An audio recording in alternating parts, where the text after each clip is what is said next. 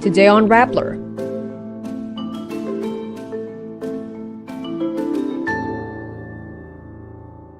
President Ferdinand Marcos Jr. orders a flood control audit but fails to mention the ICC, impeachment, and the West Philippine Sea in its 2025 State of the Nation address. Chiz Escudero retains his seat as Senate President, and Tito Sotto is the new minority leader.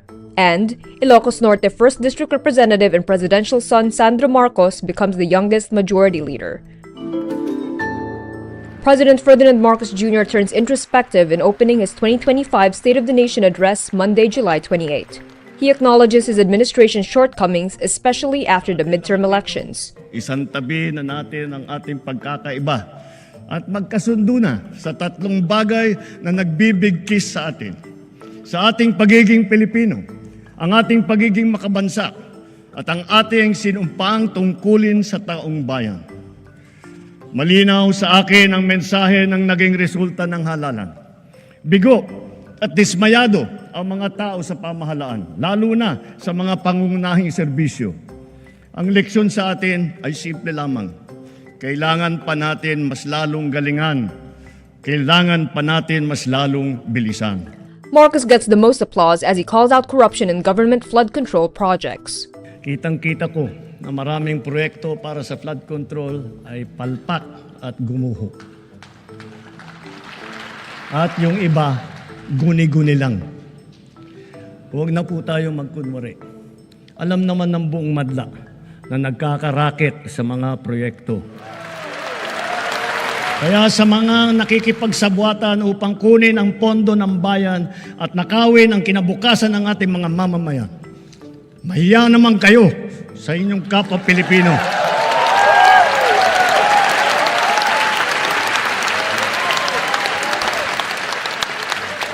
Mahiya naman kayo sa mga kabahayan nating naanod o nalubog sa mga pagbaha. Mahiya naman kayo, lalo sa mga anak natin na magmamana sa mga utang na ginawa ninyo nang binulsan nyo lang ang pera. He also threatens water districts and firms as consumers continue to complain over failed water services all over the country. Titiyakin ng luwa na mailalagay na sa ayos ang serbisyo ng tubig ng milyong-milyong nating mga kababayan at gawin mas abot kaya naman ang presyo. Higit sa lahat, titiyakin natin mapapanagot ang mga nagpabaya at nagkulang sa mahalagang serbisyong publiko na ito. But in reporting the year that has been, Marcos dodges the toughest and most controversial issues his administration has had to face. There were no mentions of the impeachment of Vice President Sara Duterte, the case of former President Rodrigo Duterte in the International Criminal Court, and the continuous harassment of Filipino fishermen in the West Philippine Sea.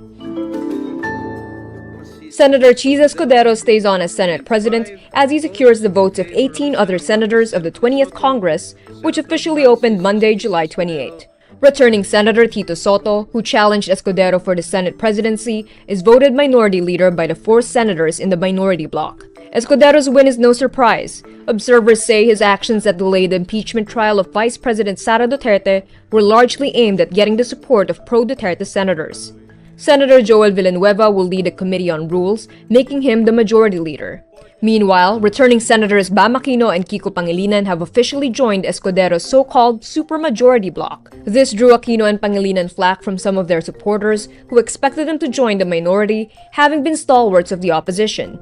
Some observers, however, said that Aquino's and Pangilinan's move was strategic as it allows them to lead the committees on education and agriculture respectively. This would then allow them to deliver on their campaign promises.